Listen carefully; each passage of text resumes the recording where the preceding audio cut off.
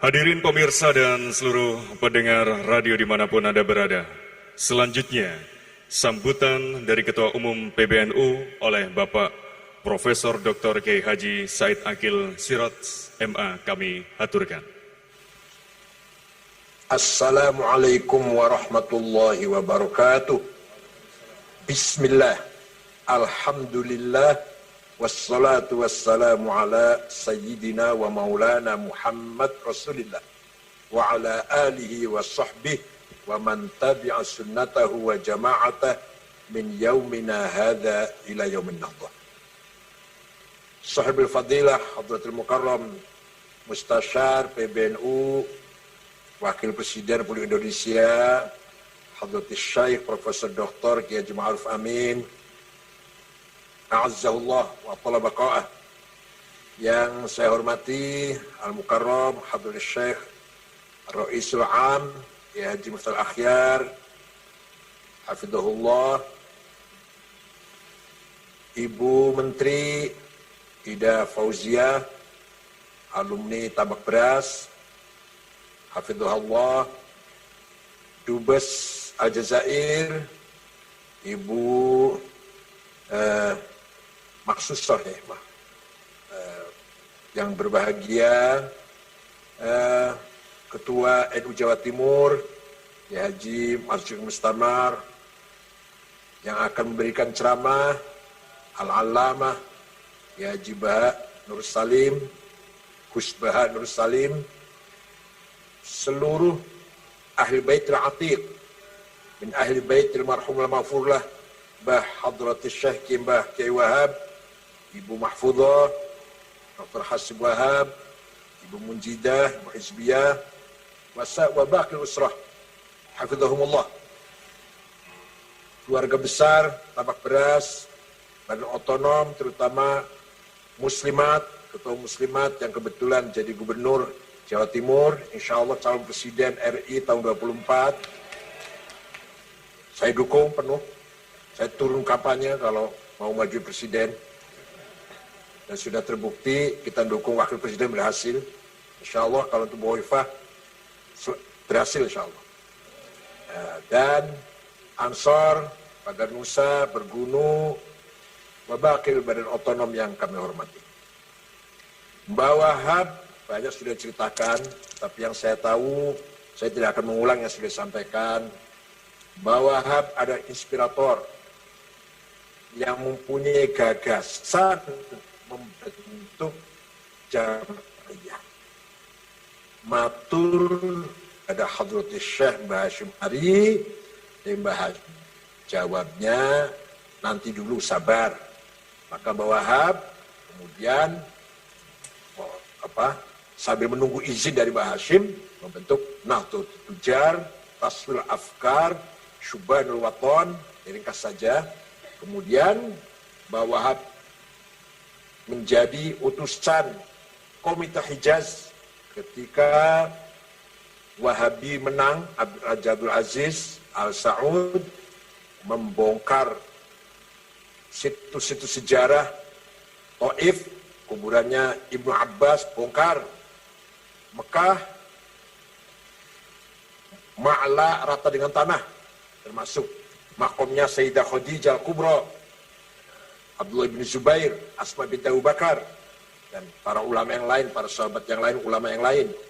Kemudian rumahnya Maulid Rasulullah, rumah di mana Rasulullah dilahirkan, dijadikan WC. Rumahnya Sayyidina Ali dijadikan kandang khimar. Rumahnya Al-Arqam bin Abil Arqam yang pernah dijadikan tempat penggemblengan pengkaderan as-sabiqil awalin bongkar. Rumahnya Siti Khadijah yang Nabi Muhammad setelah menjadi zaujain, dari pasangan suami istri, pindah di situ selama bertahun-tahun, selama sekian tahun, dijadikan, dimasukkan ke pasar.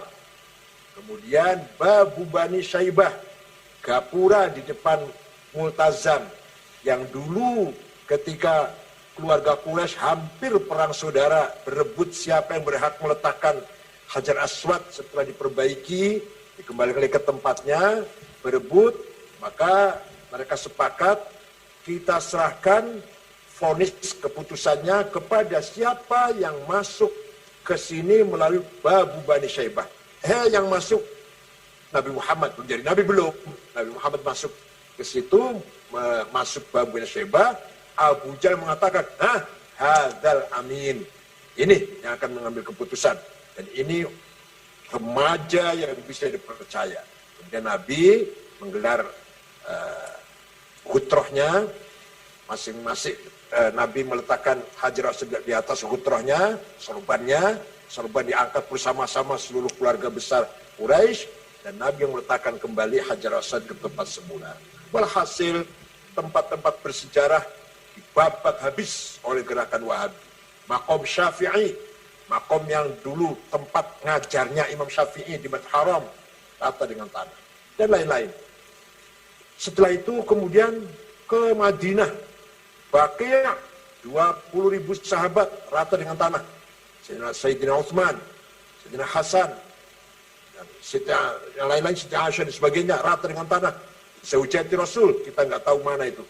Sekarang pun rata dengan tanah.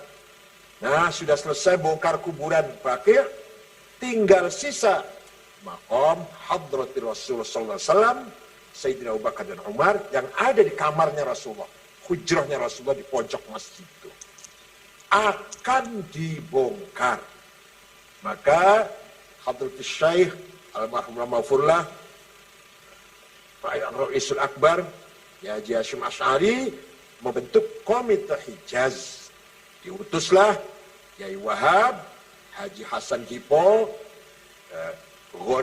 Syekh Ghonaib Al-Misri, orang Mesir yang tinggal di Surabaya, dan Kiai Zainul Arifin, pahlawan nasional yang dari Baros itu.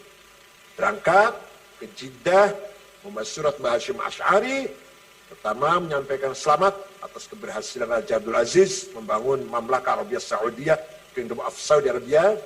Yang kedua, memohon agar imam dan khotib di Masjidil Haramain digilir rotasi. Misalkan seminggu mazhab Hanafi, minggu kedua mazhab Maliki, minggu ketiga mazhab Syafi'i, minggu keempat mazhab Hambali. Yang ketiga, agar duyufir rahman minal hujjat wal mu'tamirin diberi kebebasan mengamalkan ibadahnya sesuai dengan mazhabnya masing-masing. Yang terakhir, mohon dengan sangat atas nama umat Islam Jawi, umat Islam Nusantara, memohon agar maqam Hadrati Rasulullah SAW dan Sayyidina Abu Bakar dan Umar tidak dibongkar. Itu suratnya Mbah Hasyim Asy'ari yang dibawa oleh Mbah Wahab, Komite Hijaz. Semua permintaan ditolak, kecuali satu, yaitu tidak dibongkarnya maqam Hadrati Rasulullah SAW dan Sayyidina Abu Bakar dan Umar. Imam digilir, tolak.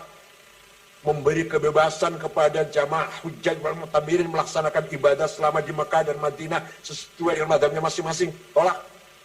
Jadi yang dikabulkan cuma tidak dibongkarnya maqam Hadratus Rasulullah SAW, Sayyidina Abu Bakar dan Umar. Itulah jasa besar, andil besar, cikal bakal Nahdlatul Ulama yang waktu itu namanya Komite Hijaz, yang diperankan oleh Mbah Wahab, dan di atas perintah Mbah Hasyim Asy'ari, jasa yang luar biasa. Hakikatnya Allah yang menjaga maqam Rasulullah, tapi syariatnya zahiran wa syari'atan bifadli harakah Komite Hijaz yang dibawa oleh Mbah Wahab Hasbullah. Itu luar biasa, itu jasa luar biasa. Ditulis apa enggak terserah dalam sejarah, Allah nulis itu. Malaikat nulis, Ibu Khafifah, mau sejarah ngakuin apa enggak penting. Yang penting syahadah dari malaikat, insya Allah tertulis itu semuanya.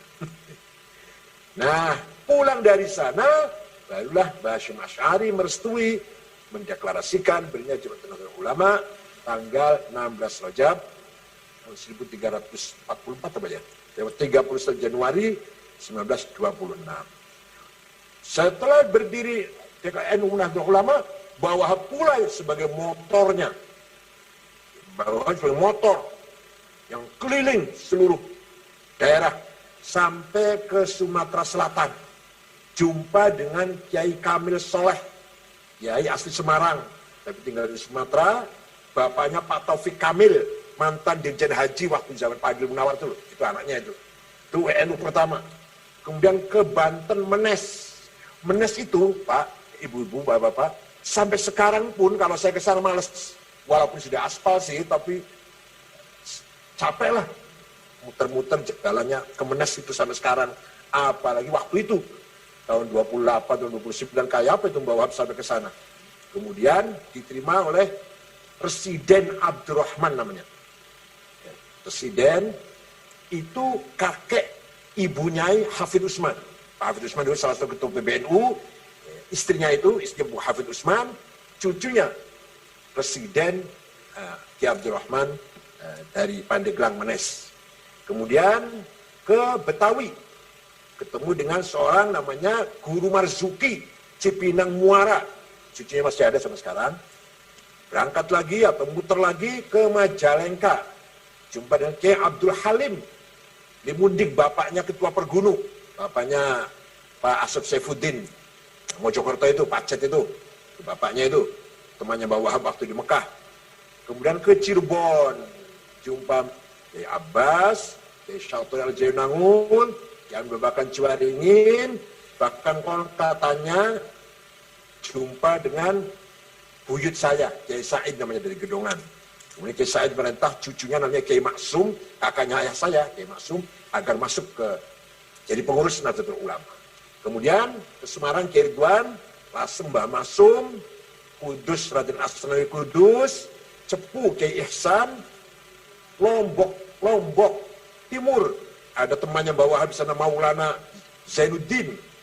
1 bulan Mbak Wahab di sana, melobi temannya agar mau bergabung, bersedia bergabung ke Nahdlatul Ulama. Tapi akhirnya gagal, nggak mau. Sana murid saya saja, namanya Guru Faisal namanya, di Lombok Tengah. Kalau saya mau bikin sendiri namanya Nahdlatul Waton, kata Maulana Zainuddin. Teman, sahabat sebenarnya. Akhirnya NU pertama di Lombok adalah di Peraya Lombok Tengah, namanya Guru Faisal. Itulah bahwa Hasbullah muter-muter dan catat. Dengan uang sendiri, nggak bikin proposal, muter-muter. NU sekarang nggak bisa jalan tuh kalau nggak pakai proposal. Dengan dana sendiri, tanpa ngemis sana ngemis sini. Itu luar biasa bahwa Hasbullah. Jadi misi luar negeri, misi internasional Nahdlatul Ulama dimulai dengan Komite Hijaz. Sesuai dengan semangat atau tujuan, goals, ghayah dari Nahdlatul Ulama adalah ukhuwah Islamiyah, watoniyah, puncaknya, peaknya adalah ukhuwah insaniyah, internasional. Nah, situlah ulama memang sebagai al-ulama umanaul ummah. Ulama itu yang menerima tanggung jawab membina, mendidik, memelihara, meningkatkan kualitas umat Islam. Itulah ulama sebenarnya. Bukan ulama cek-cek, ulama kawe-kawean, ulama tenanan seperti itu. Dan bawah itu contohnya. Oleh karena itu, dalam kesempatan haul ini, mari kita harus bangga, kita harus yakin, nahnu ashabul haq, we are the honor of the truth. Kita harus yakin kita ini pemegang kebenaran. Mencari kebenaran di mana lagi? Kita udah ikut Mbah Hashim, ikut Mbah Wahab, yang kemudian ikut Imam Syafi'i, Imam Asy'ari, Imam Ghazali. Mau cari qudwah siapa lagi? Mau imam siapa? Mau kiai siapa? Kita harus yakin. Nahnu ashabul haq. Nah, kemudian kita singkat saja, waktu Muktamar Jombang tahun 2016 punya tema memperkokoh Islam Nusantara untuk perdamaian dunia. Itu juga mimpi saya, mimpi itu lamunnya saya, bagaimana dengan semangat Islam Nusantara ini kita bisa menjadi penengah juru damai, terutama di Timur Tengah yang sudah 40 tahun perang saudara nggak pernah selesai. Alhamdulillah baru saja kemarin, hari apa kemarin tuh? Hari Senin sore tanggal 29, saya diajak bicara konferensi Palestina, diundang resmi dari Qadil Qudah, Syekh Mahmud Al-Habbash, sampai dubesnya datang sini kantor agar kita ikut bicara. Alhamdulillah kita ikut bicara, menjelaskan sikap Nahdlatul Ulama selalu bersama Palestina dan menolak Safqatul Qarn. Apa ya terjemahannya yang ada terleksi lelang abad 21. Jadi Donald Trump punya konsep akan memberi uang 50 miliar dolar selama 4 tahun. 4 tahun 50 miliar kepada orang Palestina yang ada di tepi barat. Tapi ini tujuannya jelek ini. Nah, silakan katanya orang Palestina yang ada di tepi barat, Dofa Gorbia, silakan hidup kerja, hidup tenang, nyaman, ada modal, ada dana, silakan. Tapi di latar belakangnya jelas tujuannya tidak baik. Jelas tujuannya tidak seperti itu tujuannya. Untuk mengekang, untuk aneksasi, untuk mencaplok tepi barat. Tepi barat yang sekarang ibu kota PLO, ya, ibu kota Munadzamat Tahrir, Yasir Arafat lah, Ariha di sana, Jericho atau Ariha, yang ada Kudus di situ. Jadi Kudus sudah menjadi Trump tanda tangan, Yerusalem jadi ibu kota Israel, bukan lagi Tel Aviv, tinggal kapan pindahnya saja. Itu adanya di Palestina Timur. Dan Dofa Gorbia atau tepi barat akan diberi uang, diberi anggaran 50 miliar dolar selama 4 tahun, asal, nah pasti itu. Kenapa kita curiga? Kenapa kita nggak percaya? Karena Palestina tidak diajak ngomong. Itu sepihak.